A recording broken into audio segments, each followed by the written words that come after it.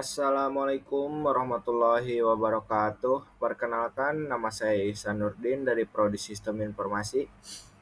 Di sini saya akan menjelaskan rangkuman pelajaran dari sistem operasi dari mulai sesi 7 sampai sesi 15 semester genap sekarang. Langsung saja, mulai pada sesi ketujuh, yaitu tentang deadlock dan starvation dalam sistem operasi. Empat karakteristik terjadinya deadlock.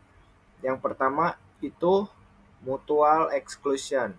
Setiap sumber daya hanya bisa digunakan oleh satu proses dalam satu waktu.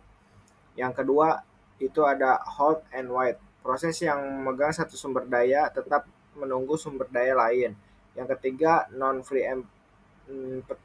Sumber daya tidak bisa diambil paksa, hanya bisa dilepas oleh proses yang memegangnya. Yang keempat itu ada circular wait. Terjadinya rantai proses yang saling menunggu sumber daya. Lanjut. Di sini ada metode mengatasi deadlock. Yang pertama itu ada prevention atau pencegahan, mengatur sistem agar kondisi deadlock tidak bisa terjadi. Solusi bersih, boros sumber daya. Yang kedua, avoidance, penghindaran, sistem menganalisis permintaan dan menolak jika berisiko deadlock. Lebih efisien, kompleks tidak. Detection recovery atau disebut dengan deteksi dan pemulihan. Deadlock diizinkan terjadi, lalu dideteksi dan dipulihkan. Lanjut, strategi penanganan deadlock. Strategi penanganan deadlock di sini yaitu pengabaian. Deadlock diabaikan, proses dihentikan manual. Misalnya restart. Pencegahan, mencegah salah satu syarat deadlock terjadi. Penghindaran, sistem menganalisis risiko deadlock sebelum mengalokasi sumber daya. Deteksi dan pemulihan, deadlock dideteksi setelah terjadi, lalu sistem dipulihkan. Lanjut, di sini ada pencegahan deadlock berdasarkan karakteristik. Tidak bisa dihindari untuk sumber daya non-shareable. Hold and wait, proses hanya boleh meminta sumber daya saat tidak memegang yang lain. Sumber daya dapat dicabut jika permintaan tambahan tidak bisa dipenuhi.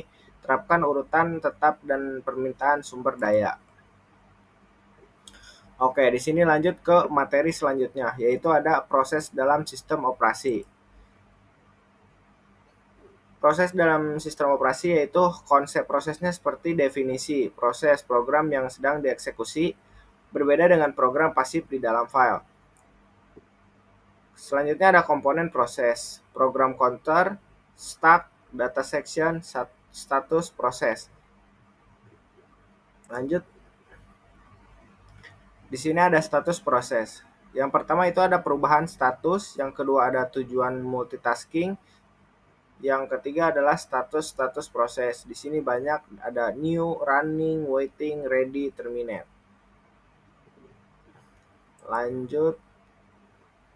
Informasi dan proses PCB. Penyimpanan informasi proses disimpan dalam struktur data OS, tabel atau linked list. Tiap entry menyimpan info satu proses. Yang kedua itu ada proses control block, menyimpan seluruh informasi proses, isi PCB, CVO info, identitas proses, akuntansi dan timer. Yang terakhir ada sumber daya. Lanjut, di sini ada scheduling. Yang pertama itu tujuannya multi-programming dan time sharing. Yang kedua ada sistem prosesor tunggal. Dan yang ketiga ada antrian proses. Berikut poin-poinnya. Lanjut, di sini ada long term schedule, short term schedule adalah poin-poin yang tadi disebutkan. Di sini ada konteks switch-nya. Definisi, proses menyimpan dan memuat info CPU saat pindah antar proses. Langkah-langkahnya yaitu save atau load. Overhead itu bisa menghabiskan waktu tanpa kerja produktif. Tujuan OS minimalkan waktu switch. Lanjut, di sini ada pembuatan proses. Yang pertama itu ada hierarki proses, yang kedua adalah hubungan parent and child, Selanjutnya di sini ada pembuatan proses. Contoh Unix-nya itu tahapan pembuatan proses. Di sini ada terminasi proses. Cara proses berakhir yaitu eksekusi instruksi terakhir. OS akan melakukan dealokasi sumber daya. Terminasi di Unix yaitu sinyal output dari child ke parent dan poin-poin selanjutnya. Cooperating proses, proses independen, kerjasama proses, keuntungan kerjasama proses. Keuntungan kerjasama proses di sini ada sharing informasi, meningkatkan kecepatan komputasi, modularitas, dan kemudahan. Di sini adalah masalah produser konsumer. Paradigma kerjasama proses, prosedures.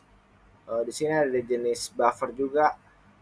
Unbound tanpa batas, selalu bisa produksi konsumsi, ukuran tetap harus menunggu. Masalah produce consumer. Solusi bounded buffer, gunakan array, variable in, produce tunggu jika in plus 1 persen size sama dengan out. Consumer tunggu jika in sama dengan out.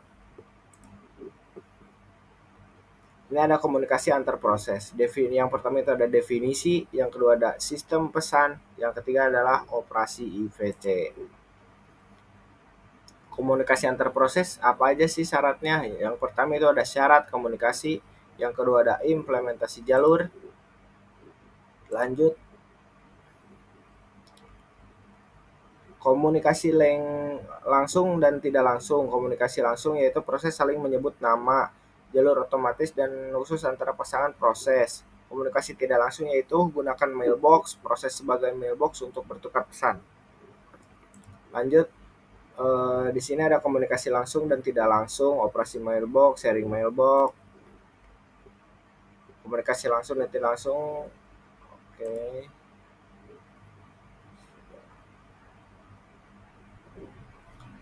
Lanjut, karena itu poin yang sudah tadi, komunikasi klien ini sudah juga.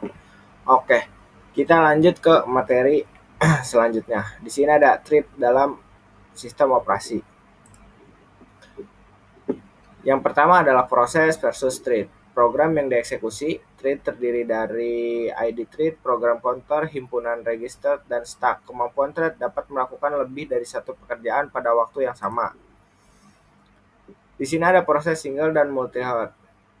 Aplikasi tetap responsif meskipun sebagai dari aplikasi diblokir atau melakukan operasi yang panjang, resource sharing, ekonomis, pemberdayaan, arsitektur, multiprosesor. Jenis-jenis thread. User thread, pengelolaan thread dilakukan oleh user level library. Contoh, Postix thread, Match thread, Solaris thread. Kernel thread. Di sini ada jenis-jenis thread. Yang pertama ada many to one, yang kedua ada one to one, yang ketiga ada many to many. Isu-isu trading. Yang pertama ada semantic fork, yang kedua ada pembatalan trade, yang ketiga ada penanganan signal, keempat adalah pengelompokan trade, yang kelima adalah trade untuk data spesifik. Sini ada implementasi trade. Yang pertama adalah Fed trade, yang kedua adalah Solaris 2 trade. Seperti pada gambar berikut.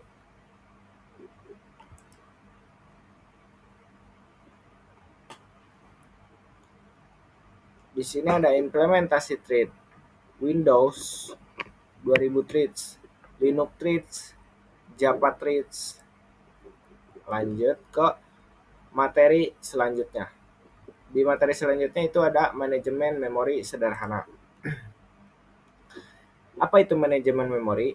Definisinya itu suatu kegiatan untuk mengelola memori komputer. Proses ini menyediakan cara mengalokasi memori untuk proses atas permintaan mereka, membebaskan untuk digunakan kembali ketika tidak lagi diperlukan, serta menjaga alokasi ruang memori bagi proses. Lanjut, fungsi manajemen memori yaitu utilitas CPU meningkat, data dan instruksi dapat diakses dengan cepat oleh CPU, tercapai efisiensi dalam pemakaian memori yang terbatas, transfer data dari ke memori utama ke CPU dapat lebih efisien, mengelola informasi yang dipakai dan tidak dipakai, mengalokasikan memori ke proses yang memerlukan, mendealokasi memori dari proses yang telah selesai. Yang terakhir ada mengelola swapping atau paging antar memori utama dan disk. Lanjut, di sini ada hierarki memori. Definisinya yaitu pedoman yang dilakukan oleh perancangan untuk menyertakan kapasitas, waktu akses, dan harga memori untuk tiap bitnya. Prinsip hierarki yaitu semakin ke bawah dalam hierarki. Ada 3 poin yaitu peningkatan waktu, peningkatan kapasitas, peningkatan jarak dan prosesor, dan yang terakhir adalah penurunan harga memori tiap bitnya. Lanjut, di sini ada hierarki memori. Urutan dari tercepat yaitu register mikroprosesor, CC mikroprosesor, memori utama, CC cakram magnetis, tape cakram optik. Selanjutnya di sini pengertian dan komponen CPU. Pengertian CPU.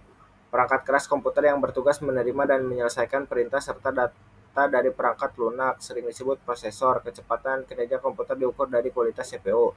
Komponen CPU sendiri yaitu unit control, register. Di sini ada fungsi CPU yaitu memproses dan mengelola seluruh kalkulasi perintah serta operasi aritmatika dan logika dari data, menjalankan program yang tersimpan, mengontrol komputer untuk sinkronasi kerja antar komponen, yaitu berfungsi sebagai pusat sumber tenaga komputer. Lanjut, di sini ada cara kerja CPU yaitu perintah masuk ke prosesor diteruskan ke unit kontrol, di perintah dieksekusi oleh register yang disalurkan unit kontrol. Jika logika atau aritmatika tugas diambil alih ALU. Yang kelima adalah hasil pengolahan disimpan di akumulator, lalu working storage, kemudian output storage, dan ditampilkan di output device. Selanjutnya yaitu alokasi memori. Yang pertama, alokasi memori berurutan. Yang pertama itu setiap proses menempati satu blok tunggal lokasi memori yang beruntun. Kelebihannya yaitu sederhana, tidak ada rangka memori bersebaran, eksekusi cepat. Kekurangannya itu memori boros, tidak dapat disisip jika tidak ada blok memori yang mencakupi. Yang kedua itu ada alokasi memori tak berurutan, yaitu program atau proses ditempatkan pada beberapa segmen berserakan, tidak perlu saling berdekatan, digunakan untuk alokasi memori maya. Kelebihannya itu memanfaatkan memori utama lebih efisien, sistem masih dapat menyisip proses. Kekurangannya yaitu pengendalian lebih rumit, memori jadi banyak berserakan tidak terpakai.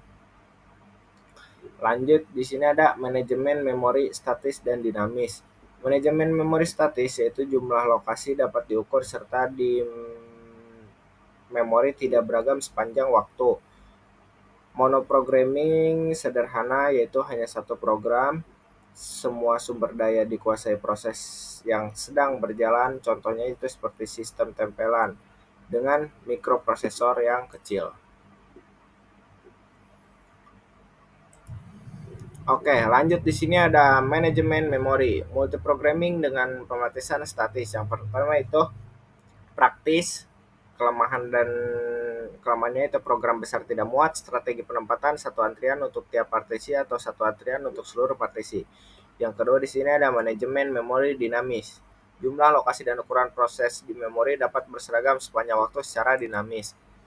Lanjut, di sini ada sistem berkas memori seperti pada di sini dijelaskan FAT32. Dan yang kedua itu ada NTFS, New Technology File System. Oke, lanjut di sini dengan materi penjadwalan CPU.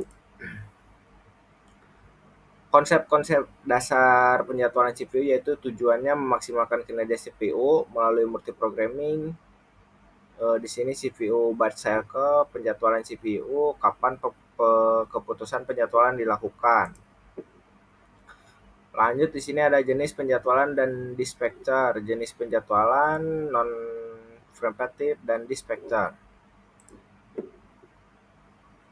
Kriteria penjadwalan yaitu tujuan optimal penjadwalan yaitu memaksimalkan CPU, maksimalkan throughput, maksimalkan turnaround time, minimalkan waiting time, minimalkan response time.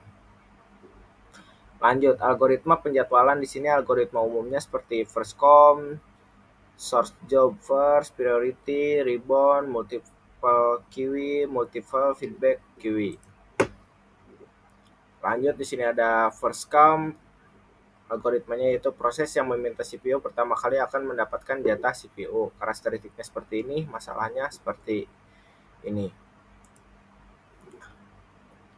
Di sini ada shortest job first. Algoritmanya itu menghubungkan setiap proses berdasarkan panjang CPU burst. Berikutnya proses terpendek dijadwalkan lebih dulu. Skemanya seperti ini, optimalitasnya seperti sini. Penjadwalan prioritas, algoritma SJF sebagai contoh. Lanjut. Di sini ada round robin, algoritma, karakteristik, performance, dan tipikal.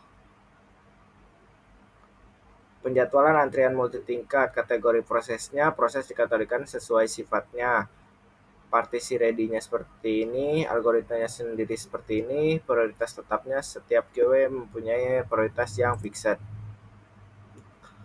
Antrian multitingkat berbalikan, yang tadi sudah dijelaskan. Oke, kita lanjut lagi. Oke, di sini lanjut lagi ke materi sinkronisasi dalam sistem operasi.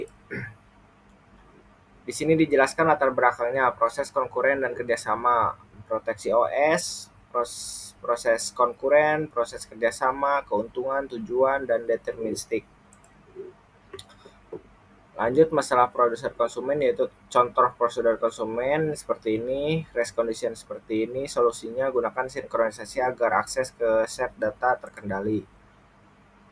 Solusi masalah critical section, idenya yaitu seperti mencakup pemakaian secara eksklusif dari set variabel dan menjamin proses lain dapat menggunakannya.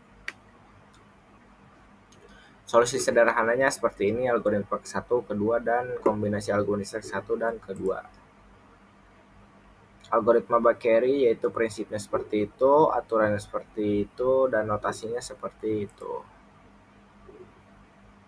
Sinkronisasi hardware seperti ini yang sudah dijelaskan. Smart horn seperti ini, white S, ini signal S. Implementasinya seperti ini.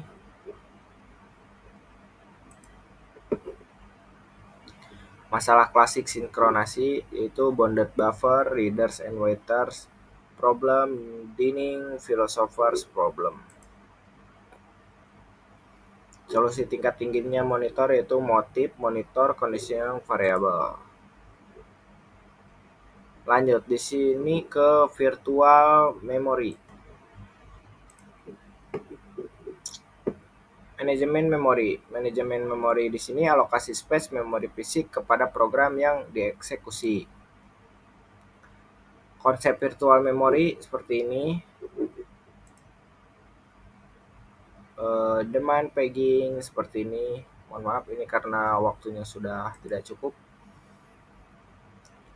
Saya hanya menjelaskan dengan kapan pakai dibutuhkan, pakai table, valid invalid bit bisa diinisin. Page Paul yaitu penanganan page Paul, langkah-langkahnya seperti itu. Jika tidak ada frame kosong seperti itu. Lanjut.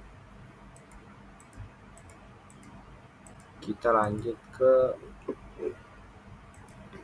kita lanjut ke materi yang terakhir. Di sini ada pengamanan sistem operasi. Pentingnya keamanan sistem operasi, sistem komputer makin mudah diakses, tanggung jawab pengelolaan aktivitas pribadi dan bisnis beralih ke komputer, pentingnya pengamanan, peran sistem operasi, keamanan sistem operasi.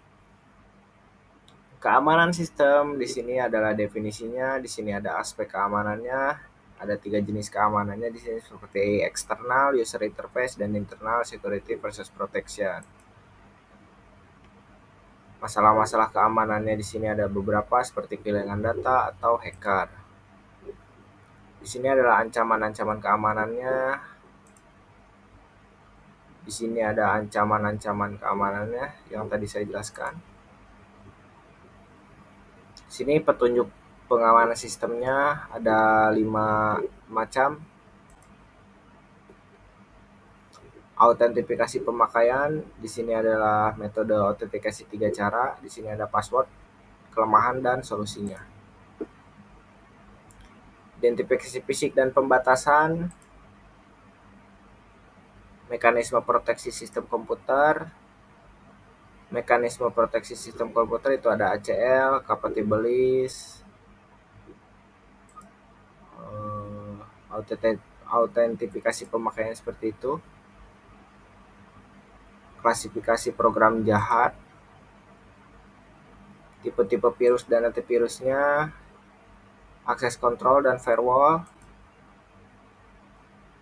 bentuk serangan terhadap sistem operasi. Sini ada kebijakan keamanannya seperti komponen keamanan yang perlu diperhatikan ada availability, utility, integrity, authenticity, confidentiality, dan yang terakhir ada position. Oke, sekian presentasi dari saya. Mohon maaf bila ada salah kata. Wassalamualaikum warahmatullahi wabarakatuh.